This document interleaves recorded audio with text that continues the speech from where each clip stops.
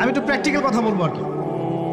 আপনি রমাদান মাসের বাজার এই শাবান মাসে করে ফেলার চেষ্টা করেন, পারলে ঈদের শপিংটাও করে ফেলার চেষ্টা করেন। রমজান মাসে বেশি বাইরে যাবেন এবং টাকা পয়সা নিয়ে গিয়ে যে স্ত্রী সন্তানের হাতে দিয়ে দিবেন না, যাও বাইরে গিয়ে মার্কেটিং করে আস, এই ভুলটা করতে যান।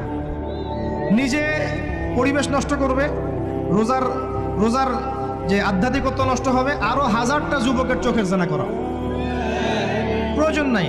আপনি পরিবারের কর্তা, লিস্ট করে ফেলেন, আপনাকে আল্লাহ পাক যতটুকু সামর্থ্য দিয়েছেন মূল জিনিসগুলো কিনে রেখে দেন, আর বাকি টুকটাক বাজার আপনি করবেন। আর যখন বাজারে যাবেন একটা দোয়া পড়বেন, আপনি 10 লক্ষ নেকি পাবেন ইনশাআল্লাহ। কত লক্ষ? 10 লক্ষ। দোয়াটা শিখাচ্ছে।